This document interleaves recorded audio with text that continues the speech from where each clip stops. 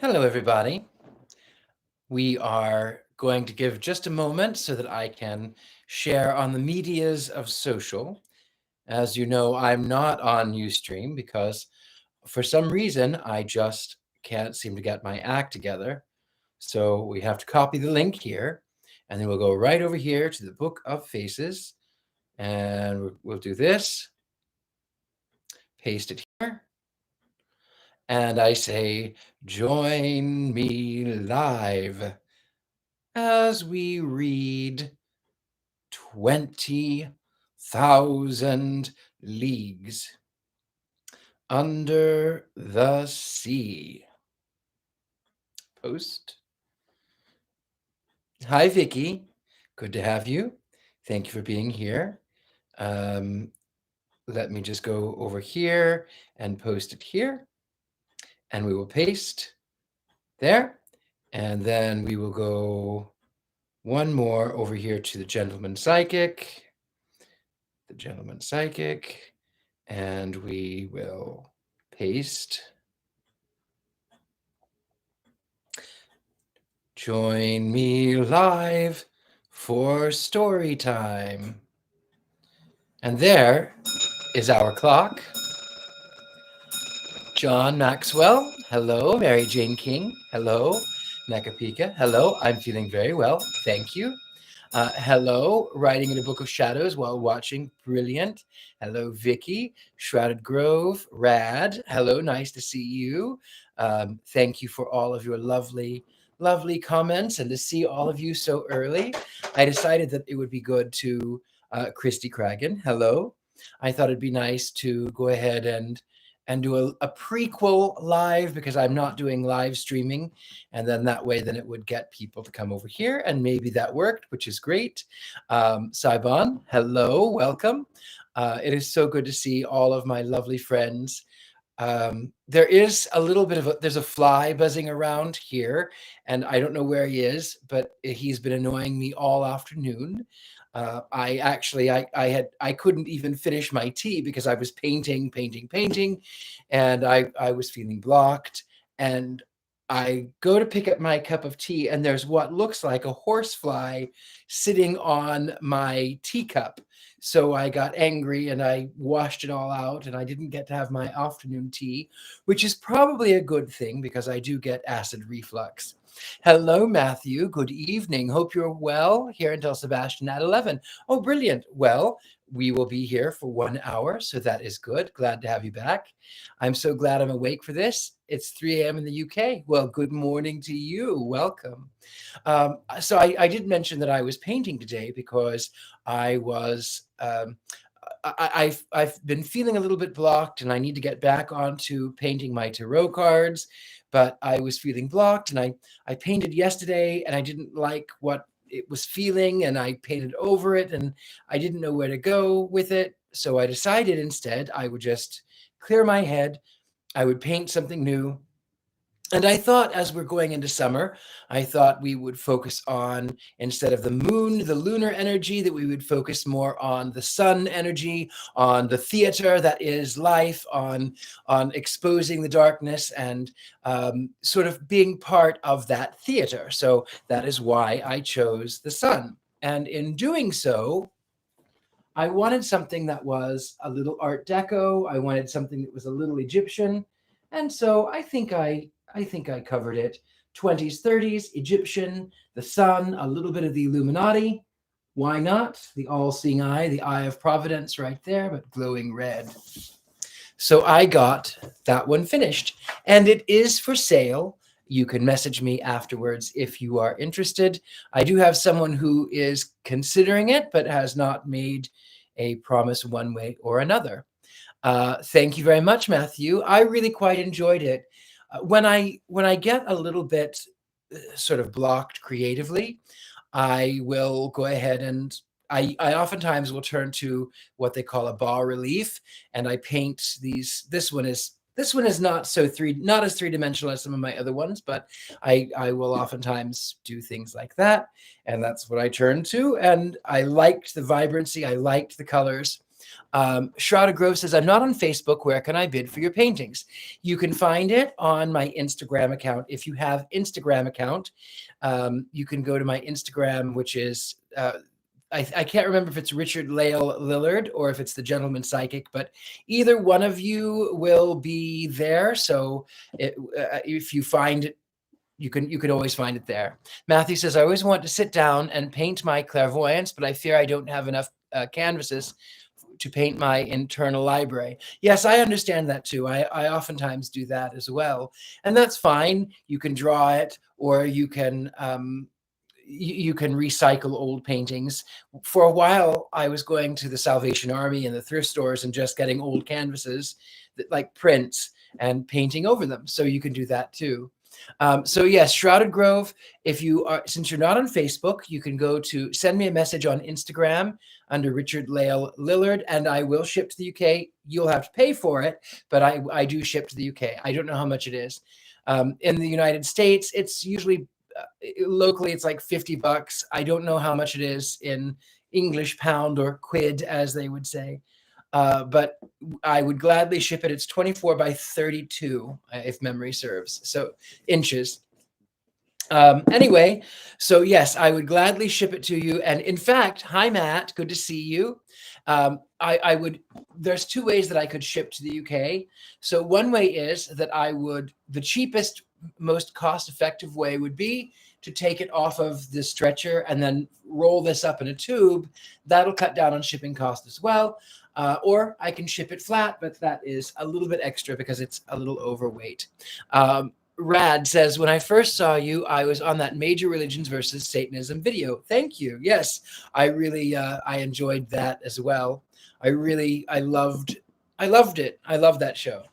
But now, my lovelies, I think it is time, since our clock has struck, and we have people who are interested in listening to 20,000 Leagues Under the Sea. And I think, my loves, without further ado, I'm going to go ahead and begin 20,000 Leagues Under the Sea.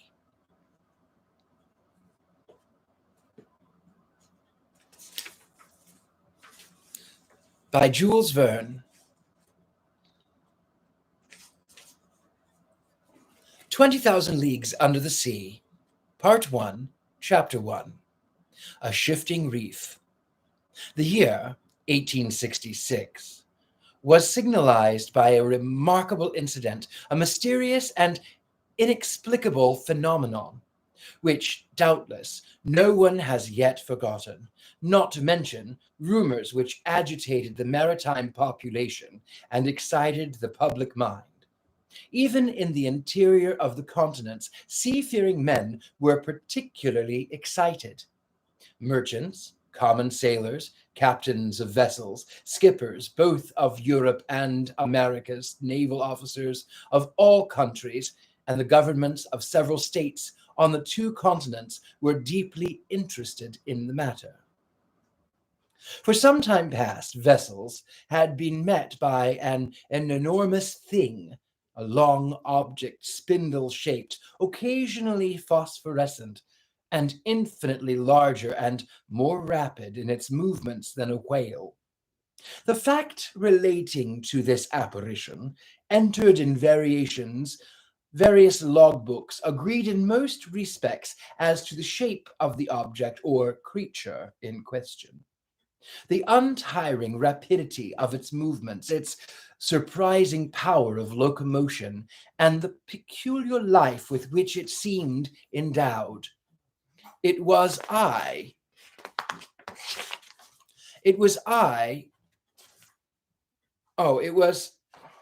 a little blurb there. It was Octasian.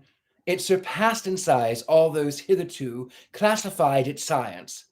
Taking into consideration the mean of observations made at divers times, rejecting the timid estimate of those who assigned to this object a length of 200 feet, equally the exaggerated opinions which set it down as a mile in the width and 3 in length, we might fairly conclude that this mysterious being surpassed greatly all dimensions admitted by ichthyologists of the day, if it existed at all, that is. And that it did exist was an undeniable fact, and with that tendency which disposes the human mind in favor of the marvelous, we can understand the excitement produced in the entire world by this supernatural apparition. As to classing it in the list of fables, the idea was out of the question. On the 20th of July, 1866, the steamer Governor Higginson of Calcutta and Barnock Steam Navigation Company had met this moving mass 5 miles off the east coast of Australia. Captain Baker thought at first that he was in the presence of an unknown sandbank. He even prepared to determine its exact position when two columns of water projected by the inexplicable object shot with a hissing noise 150 feet up into the air. Now, unless the sandbank had been submitted to the intermittent eruption of a geyser, the Governor Higginson had to do neither more nor less than with an aquatic mammal unknown till then, which threw up from its blowholes columns of water mixed with air and vapor.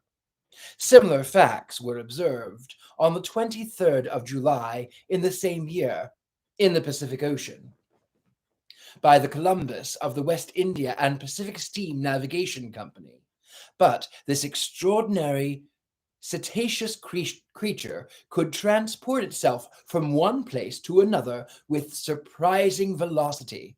As an interval of 3 days, the Governor Higginson and the Columbus had observed it at 2 different points of the chart, separated by a distance of more than 700 nautical leagues.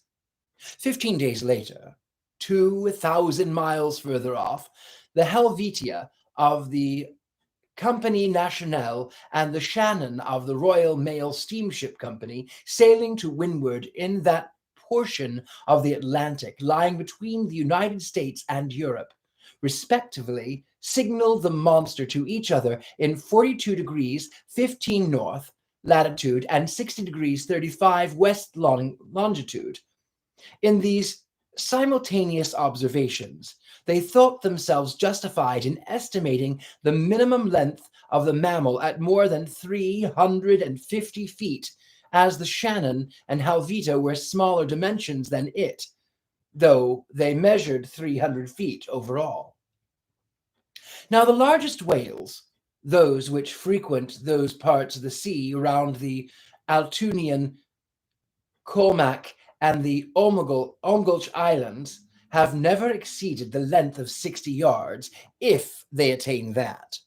The reports arriving one after the other, with fresh observations made on board the transatlantic ship Perseria, a collision which occurred between the Etna of the Inman line and the monster, a process verbal directed by the officers of the French frigate Normandy, a very accurate survey made by the staff of the Commodore Fitzjames on board the Lord Clyde greatly influenced public opinion. Light-thinking people jested upon the phenomenon, but grave practical countries such as England, America, Germany treated the matter more seriously. In every place of the great report, the monster was the fashion. They sang of it on the cafes, ridiculed it in the papers, and represented it on the stage. All kinds of stories were circulating regarding it.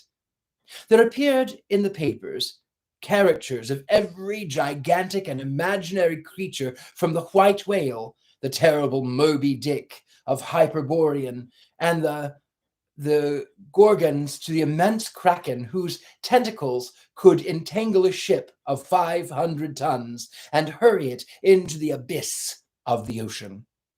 The legends of ancient times were even recitated, and the opinions of Aristotle and Pliny revived, who admitted the existence of these monsters, as well as the Norwegian tales of Bishop Pontippidan, the accounts of Paul Haggerty, And, last of all, the reports of Mr. Harrington, whose good faith no one could suspect, who affirmed that, being on board the Castilian in 1857, he had seen this enormous serpent which had never until that time frequented any other seas but those of the ancient Constitutional.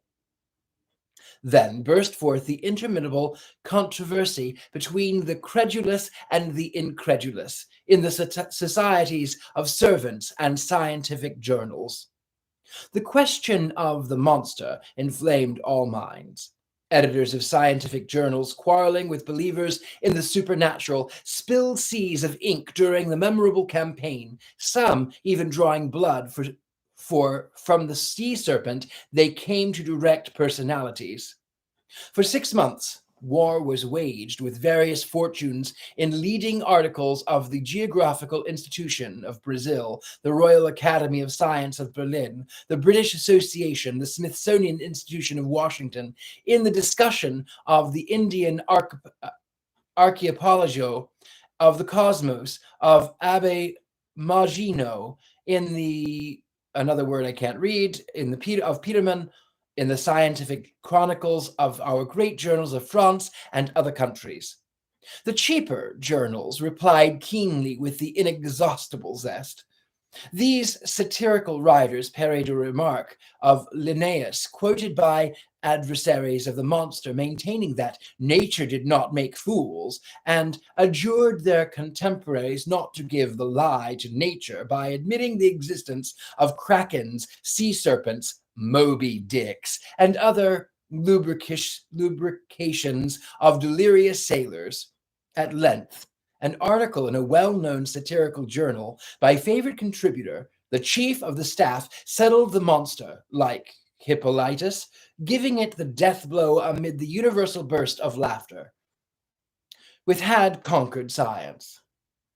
During the first month of the year in 1867, the question seemed buried, never to revive, when new facts were brought before the public. It was then no longer a scientific problem to be solved, but a real danger seriously to be avoided. The question took quite another shape. The monster became a small island, a rock, a reef, but a reef of indefinite and shifting proportions.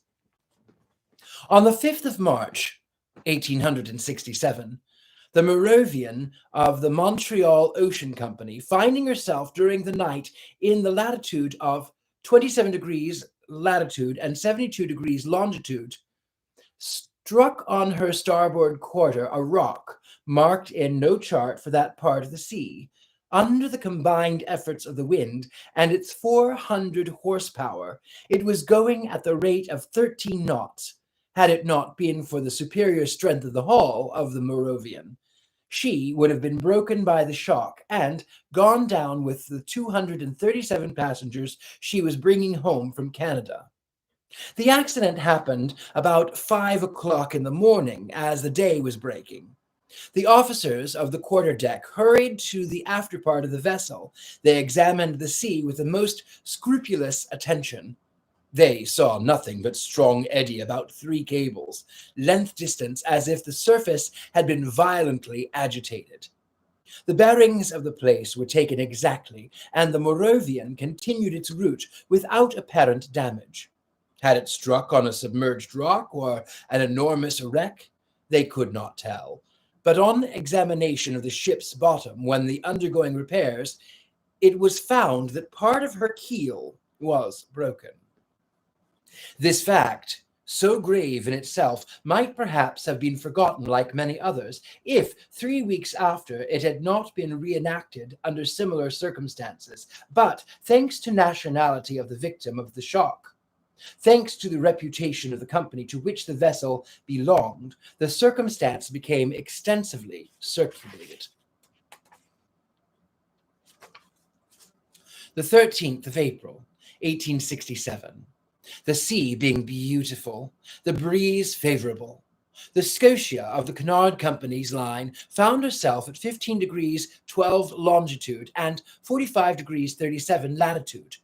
She was going at a top speed of 13 knots and a half, at 17 minutes past 4 in the afternoon, while the passengers were assembled at lunch in the great saloon.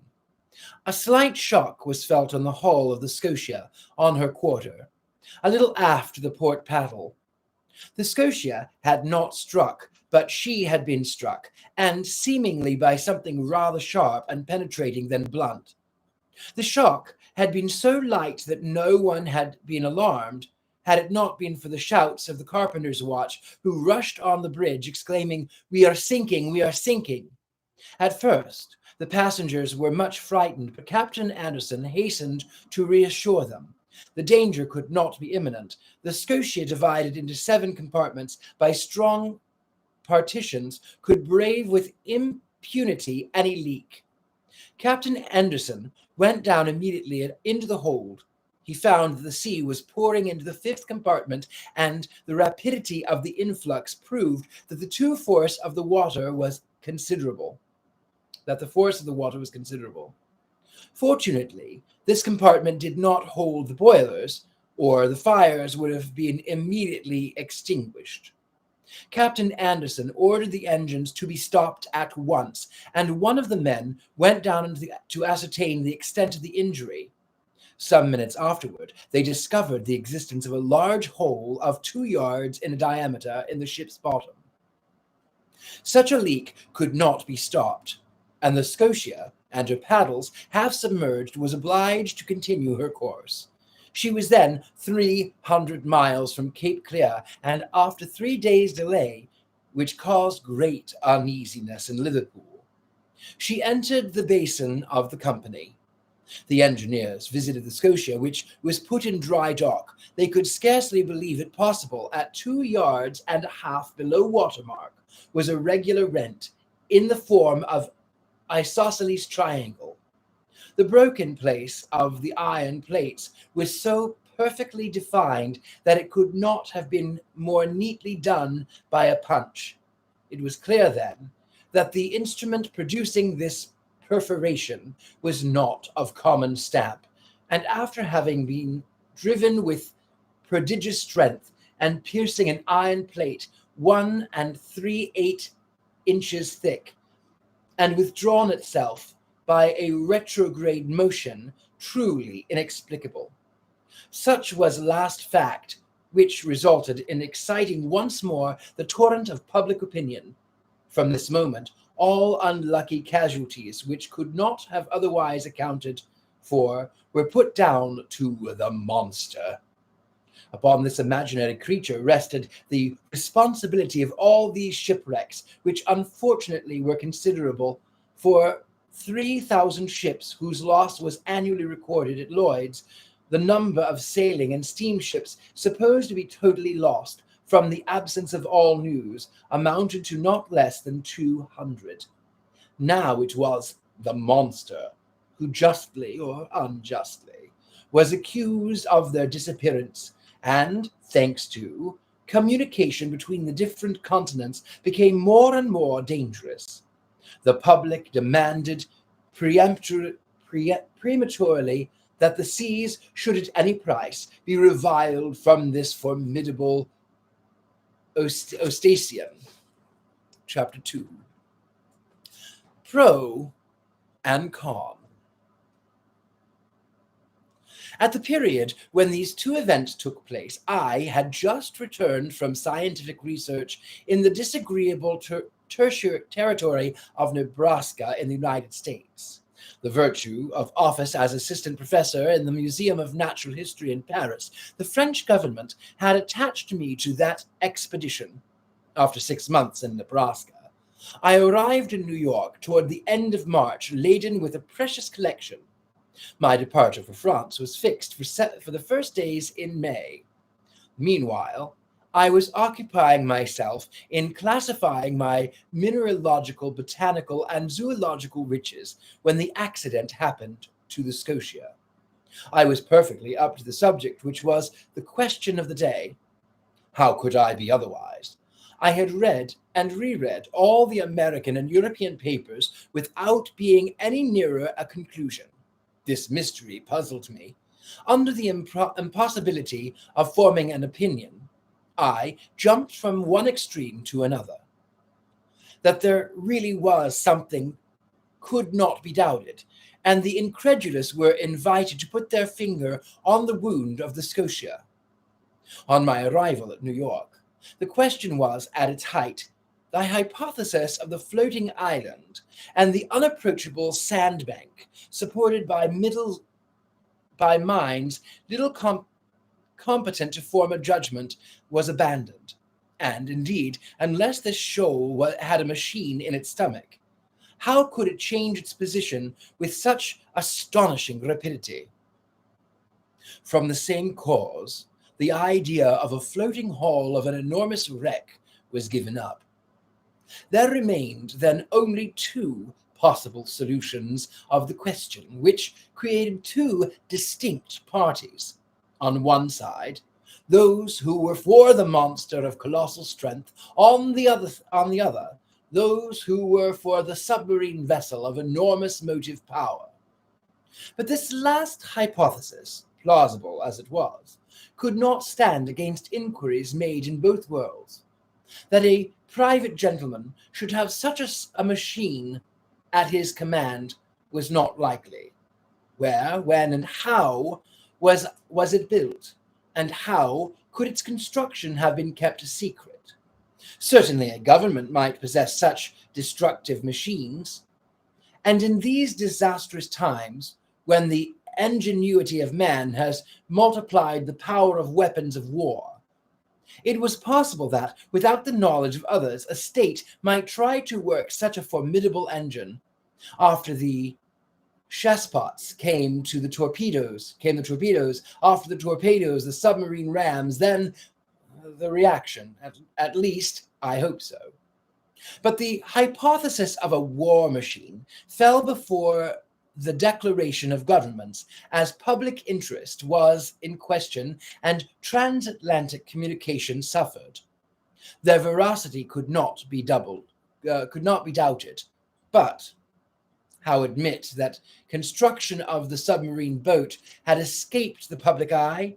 For a private gentleman to keep the secret under much circumstances would be very difficult, and for a state whose very act is persistently watched by powerful rivals, certainly impossible.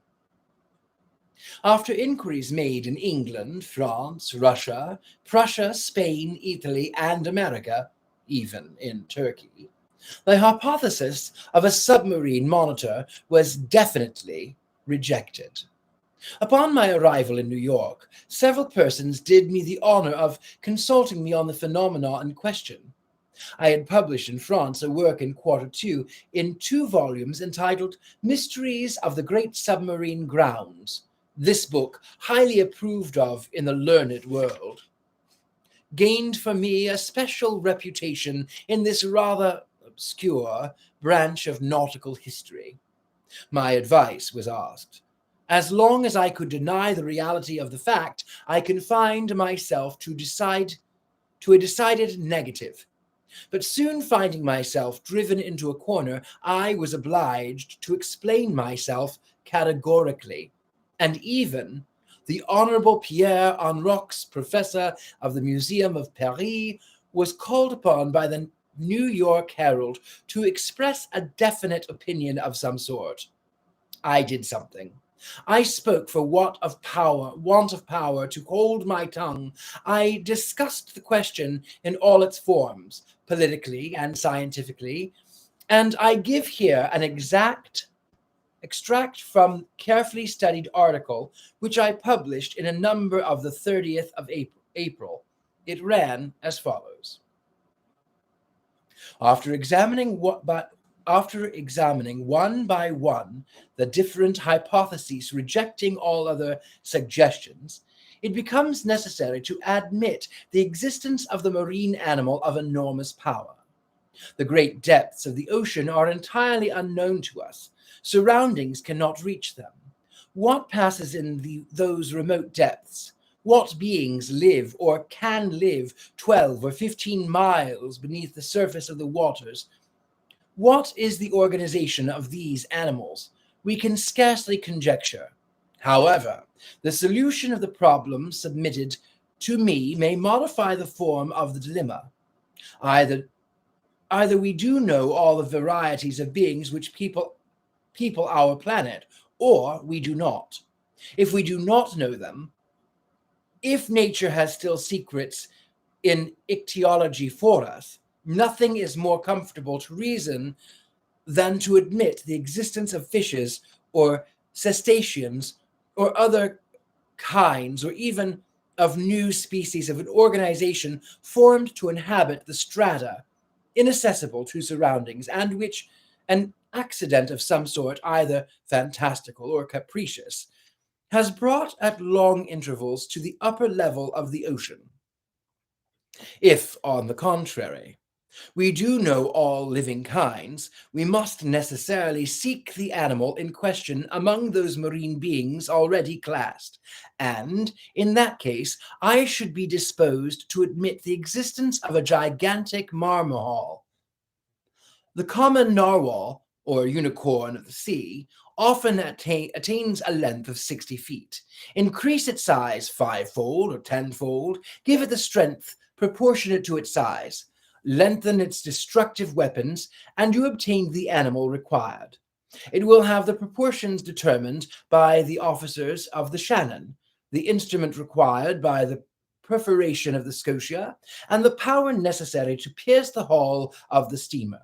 Indeed, the narwhal is armed with a sort of ivory sword, a halberd, according to the expression of a certain naturalist. The principal tusk has the hardness of steel. Some of these tusks have been found buried in the bodies of whales, which the unicorn always attacks with success. Others have been drawn out, not without trouble, from the bottoms of ships, which they had pierced through as a gimlet pierces a barrel. The Museum of the Faculty of Medicine of Paris possesses one of these offensive weapons, 2 yards and a quarter in length and 15 inches in diameter at the base. Very well, I suppose. This weapon is to be 6 times stronger and the animal 10 times more powerful. Launch it at a rate of 20 miles an hour, and you obtain a shock capable of producing the catastrophe required. Until further information, therefore, I shall maintain it to be sea unicorn of colossal dimensions, armed not with a halberd, but with a real spur, as the armored frigates or as the rams of war, whose massiveness and motive power it would possess at the same time. Thus may be inexplicable, and the phenomena be explained, unless there be something over and above all that one has ever conjectured, seen, perceived, or experienced, which is just within the bounds of possibility. These last words were cowardly on my part, but up to a certain point I wished to shelter my dignity as a professor, and not give too much cause for laughter to the Americans who laugh well when they do laugh. I reserved for myself a way of escape. In effect, however, I admitted the existence of the monster. My article was warmly discussed, with procured it high reputation. It rallied round it a certain number of partisans. The solution it proposed gave at least full liberty to the imagination. The human mind delights in grand conceptions of supernatural beings, and the sea is precisely their best vehicle. The only medium through which these giants, against which terrestrial animals such as elephants or rhinoceroses are as nothing, can be produced or developed. The industrial and commercial papers treated the question chiefly from this point of view. The Shipping and Mercantile Gazette of the Lloyd's List, the Packet Boat, and the Maritime and Colonial Review, all papers devoted to insurance companies which threatened to raise their rates of premium, were unanimous on this point. Public opinion had been pronounced. The United States were the first in the field, and in New York they made preparations for an expedition destined to pursue this narwhal. A frigate of great speed, the Abraham Lincoln was put in commission as soon as possible. The arsenals were opened to Commander Farragut, who hastened the arming of his frigate. But, as it always happens, the moment it was decided to pursue the monster did not appear. For 2 months, no one heard of it spoken of. No ship met with it. It seemed as if this unicorn knew of the plots weaving round it.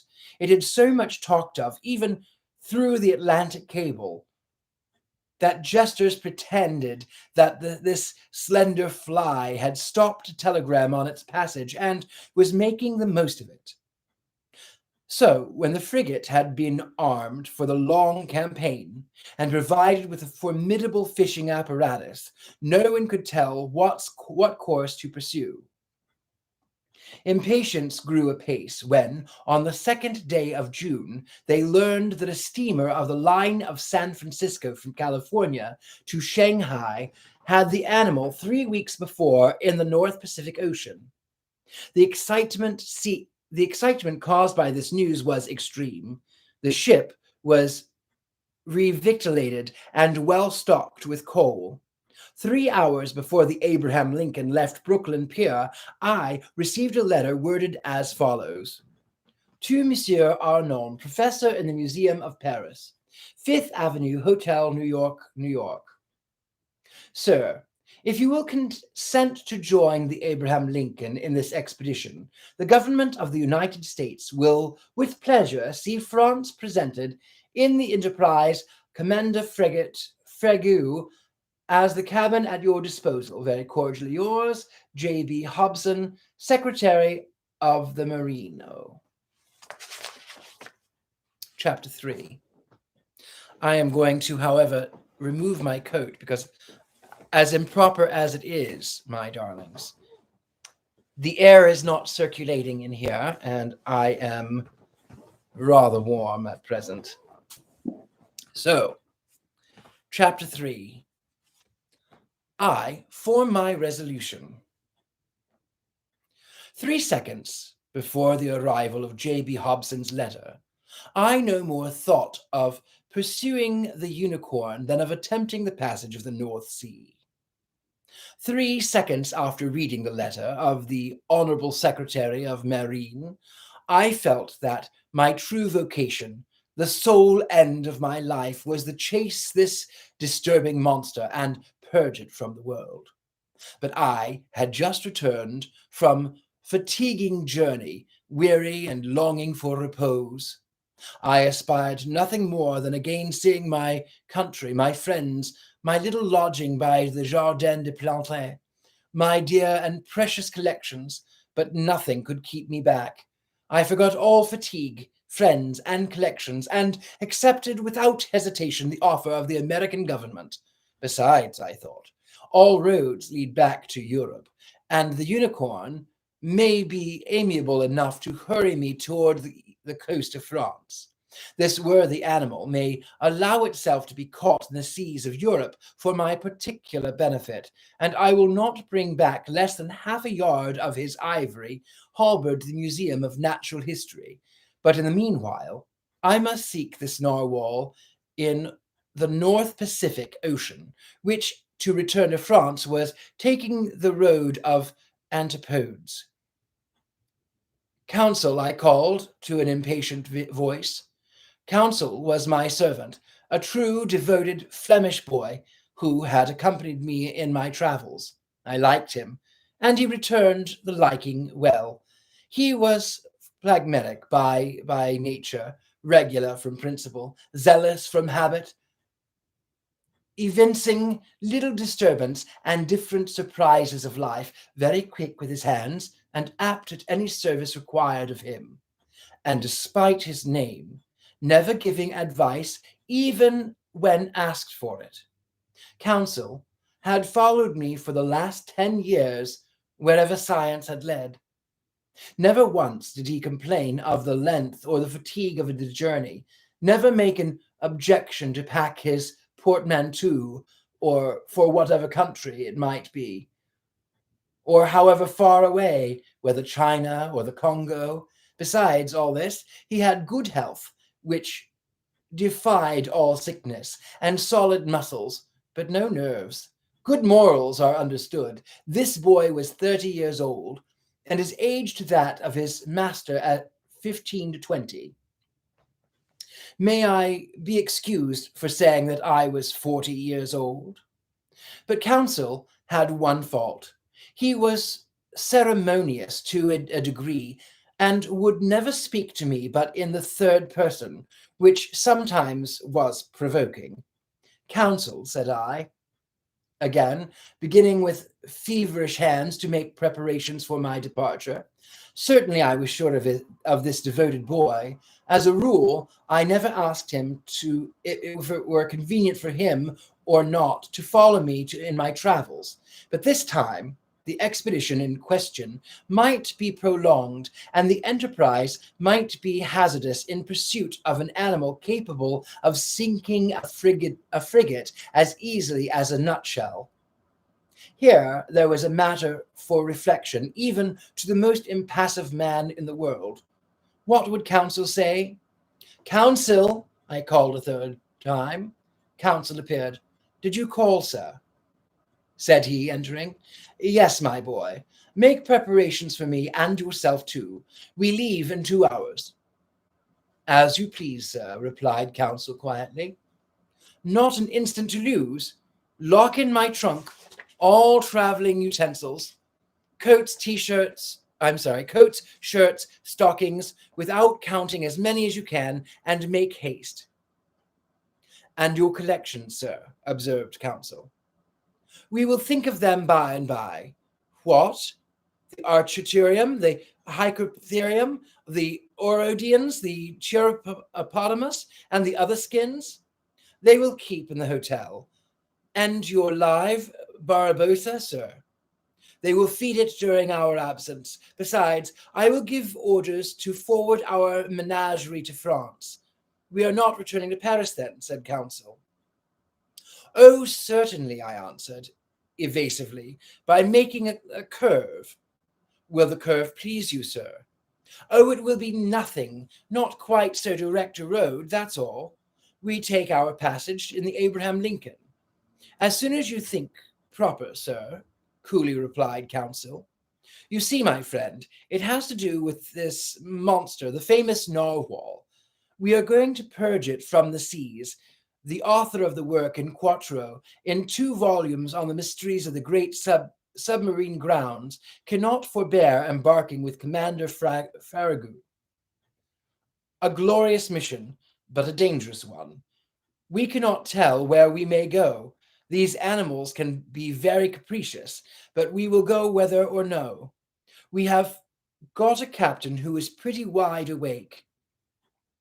I opened a credit account for Barbosa, and counsel following, I jumped into a cab.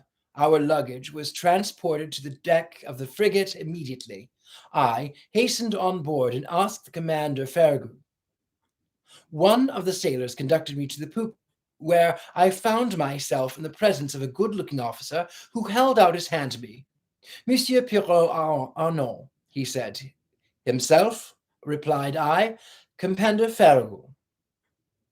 You are welcome, Professor. Your cabin is ready for you. I bowed and desired to be conducted to the cabin destined for me. The Abraham Lincoln had been well chosen and equipped for her new destination. She was the frigate of great speed, fitted with high-pressure engines which admitted a pressure of 7 atmospheres. Under this, the Abraham Lincoln attained the mean speed of nearly 18 knots and a third an hour, considerable speed, but nevertheless insufficient to grapple with this gigantic cetacean. The interior arrangements of the frigate corresponded to its nautical qualities. I was well satisfied with my cabin, which was in the after part, opening upon the gun-room. We shall be well off here, said I to counsel, as well by your honour's leave as a hermit crab in the shell of a whelk, said counsel. I left counsel to stow our trunks conveniently away and remounted the poop in order to survey the preparations for departure. At that moment, Commander Farragut, was ordering the last moorings of the cast loose which held the Abraham Lincoln to the pier of Brooklyn. So in a quarter of an hour, perhaps less, the frigate would have sailed without me. I should have missed this extraordinary, supernatural, and incredible expedition, the recital of which may well meet with some skepticism. But Commander Farragut would not lose a day nor an hour in scouring the seas in which the animal had been sighted. He sent for the engineer. "Is the steam full on?" asked he. "Yes, sir," replied the engineer. "Go ahead," cried Commander Farragut. The quay of Brooklyn and all that part of New York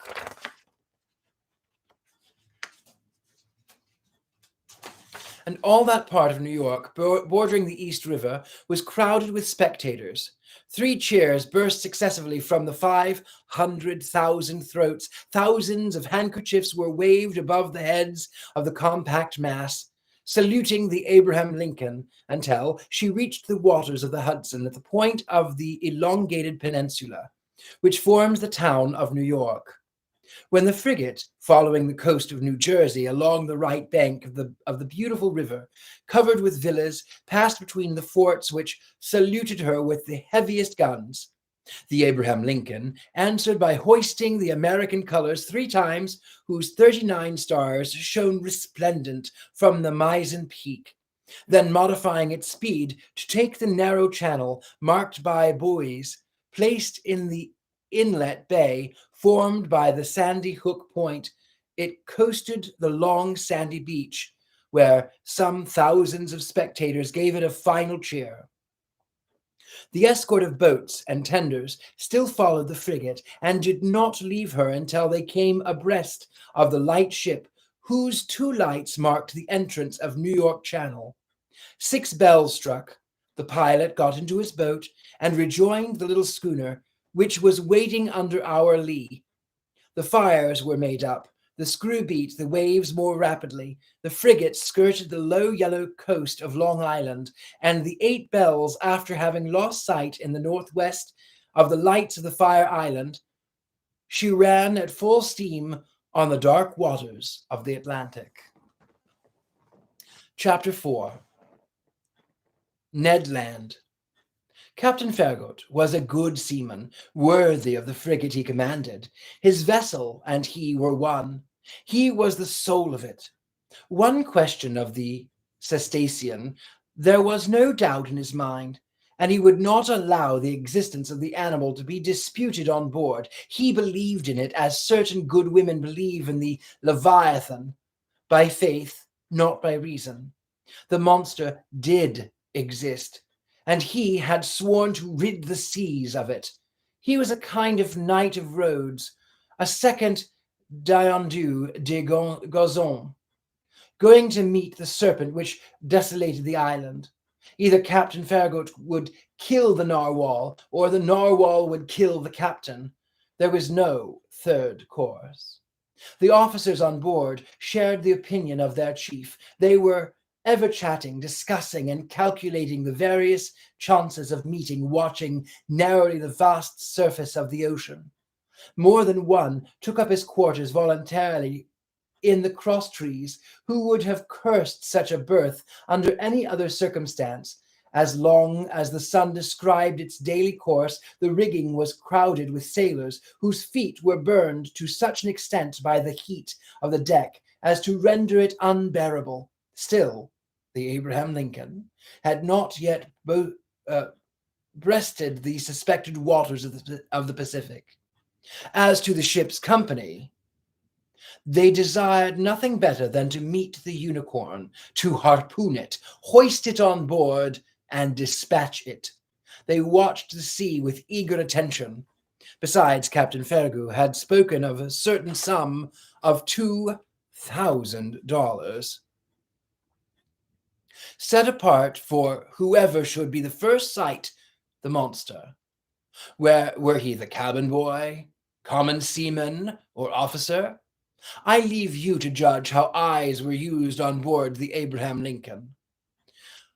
For my own part, I was not behind the others, and I left it to no one my share of daily observations. The frigate might have been called the Argus for 100 reasons. Only one among us, counsel, seemed to protest by his indifference against the question which so interested all of us and seemed to be out of keeping with the general enthusiasm on board. I have said that Captain Farragut was carefully provided his ship with every apparatus for catching the gigantic cetacean. No whaler had ever been better armed. We possessed every known engine, from the harpoon thrown by the hand to the barbed arrows of the blunderbuss and the explosive balls of the duck gun. On the Corcastle lay the perfection of a breech-loading gun, very thick at the breech and very narrow at the bore, the model of which had been at the exhibition of 1867. This precious weapon of American origin could throw with ease a conical projectile of 9 pounds to mean distance of 10 miles. Thus, the Abraham Lincoln wanted for no means of destruction, and what was better still, she had on board Ned Land, the prince of harpooners. Ned Land was a Canadian, with an uncommon quickness of hand, and who knew no equal in his dangerous occupation, skill, coolness, audacity, and cunning. He possessed in a superior degree, and it must be cunning whale or a singularly cute shallot to escape the stroke of the harpoon. Ned Land was about 40 years of age. He was tall man, more than 6 feet high, strongly built, grave, and sorry, it's missing a letter. Taciturn, occasionally violent, and very passionate when contradicted. This person attracted attention, but above all the boldness of his look, which gave a singular expression to his face. Who calls himself Canadian calls himself French, and little communicative as Ned Land was, I must admit that he took a certain liking for me. My nationality drew him to me, no doubt. It was an opportunity for him to talk and for me to hear that old language of rebellion, which is still in use in some of the Canadian provinces. The harpooner's family was originally from Quebec and was already a tribe of hardy fishermen when this town belonged to France. Little by little, Ned Land acquired a taste for chatting, and I loved to hear the recital of his adventures in the polar seas. He related his fishing and his combats with natural poetry of expression. His recital took the form of an epic poem, and I seemed to be listening to the Canadian Homer singing the Iliad of the regions of the north. I am portraying this hardy comparison as I really knew him. We are old friends now, united in that unchangeable friendship which is born and cemented amid extreme dangers.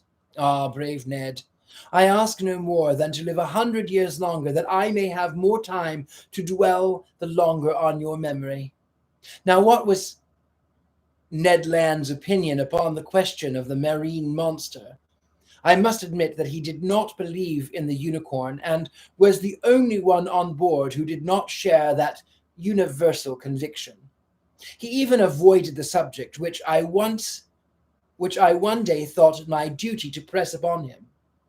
One magnificent evening, the 25th of June, that is to say, 3 weeks after our departure, the frigate was abreast of Cape Blanc, 30 miles to leeward of the coast of Patagonia. He had crossed the Tropic of Capricorn, and the Straits of the Magellan opened less than 7 miles to the north. Before 8 days were over, the Abraham Lincoln would be plowing the waters of the Pacific. Seated on the poop, Ned Land and I were chatting of one thing and then another as we looked at this mysterious sea whose great depths had up to this time been inaccessible to the eye of man. I naturally led up the conversations to the giant unicorn and examined the various chances of success or failure of the expedition. But seeing that Ned Land let me speak without saying too much himself, I pressed him more closely. "Well, Ned," said I, "is it possible that you are not convinced of the existence of the cetacean which we are following? Have you any particular reason for being incredulous?" The harpooner looked at me fixedly for some moments before answering, struck his broad forehead with his hand, a habit of his, as if to collect himself, and said at last, "Perhaps I have, Mr. Arnault. But, Ned, you are a whaler by profession, familiarized with all the great marine mammalia. You, whose imagination must easily accept the hypotheses of enormous cetaceans, you ought to be that last to doubt under such circumstances." "That's just what deceives you, Professor," replied Ned. "That the vulgar should believe in the extraordinary comets traversing space and in the existence of antediluvian monsters in the heart of the globe may well be. Neither astronomers nor geologists believe in such chimeras. As a whaler, I have followed many a cetacean, harpooned a great number, and killed several. But however strong or well armed they may have been, neither their tails nor their weapons would have been able to even scratch the iron plates of a steamer. But, Ned, they tell of ships which the teeth of the narwhal have pierced through and through." "Wooden ships.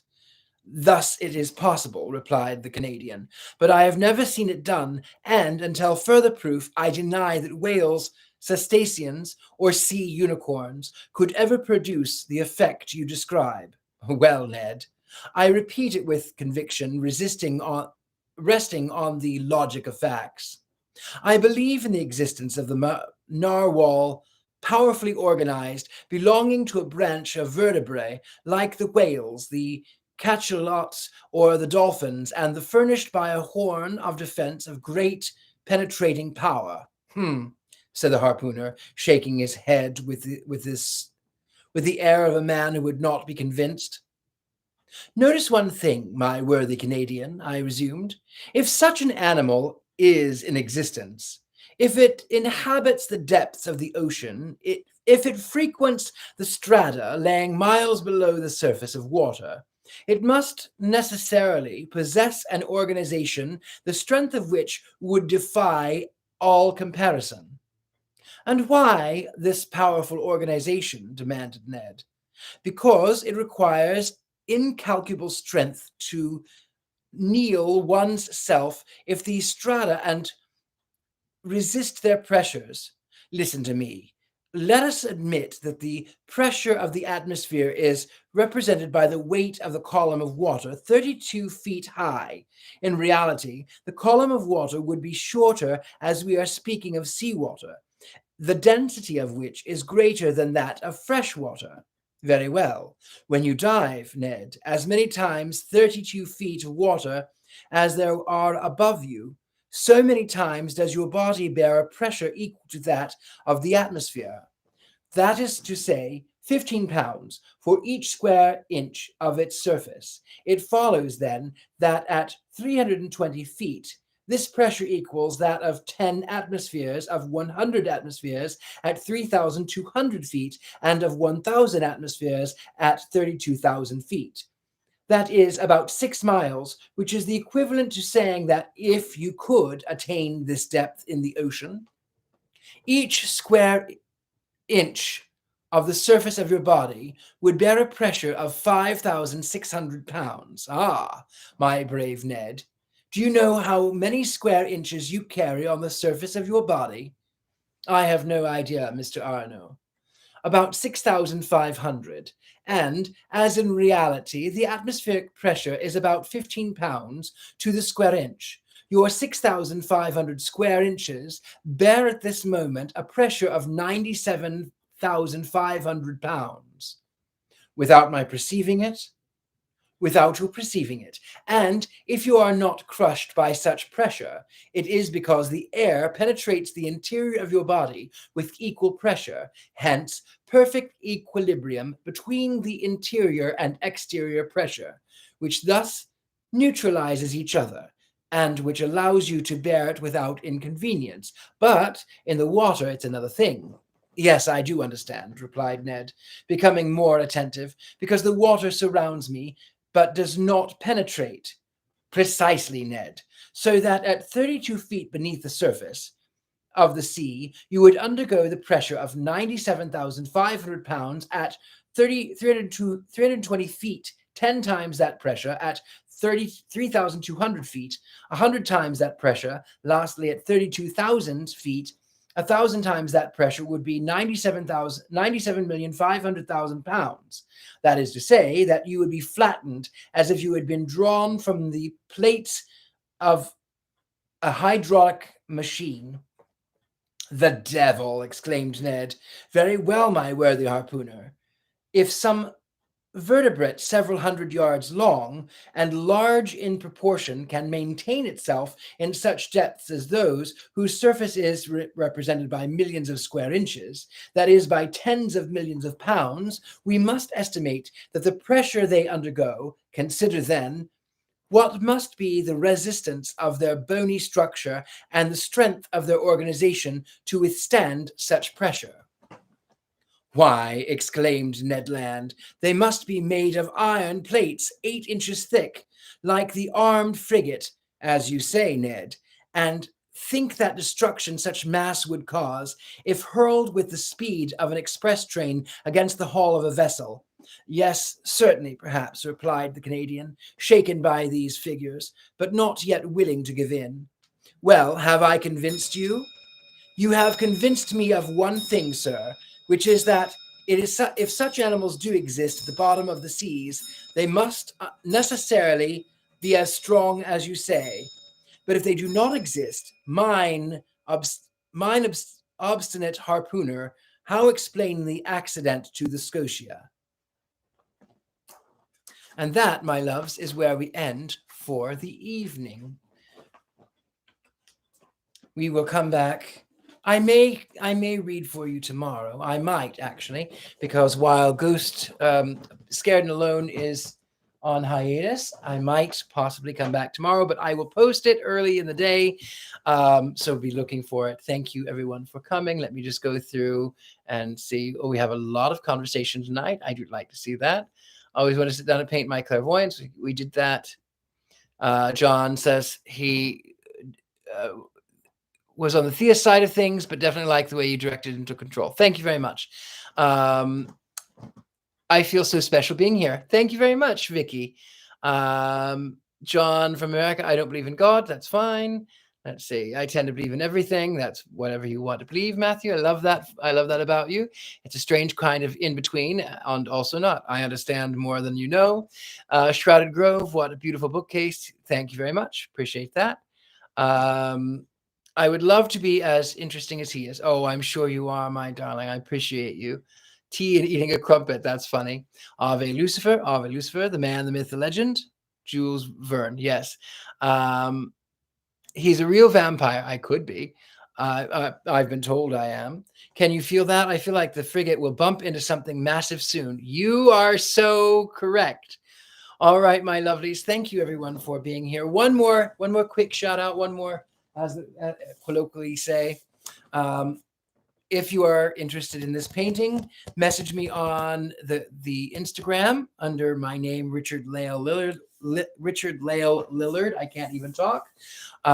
Message me, and right now we have $350 on it. But if you would like to do more than that, you can. I do take installments as well. Thank you for everyone who has joined me. Thank you for all the likes, the comments, the shares. It really does help me out. You can also help me out on the channel if I bring you pleasure and it's not going to harm you. You can find me on patreon.com/The Gentleman Psychic, and through, of course, PayPal and Venmo, which is also available. Thank you, everyone. I hope you enjoyed your evening. Good night.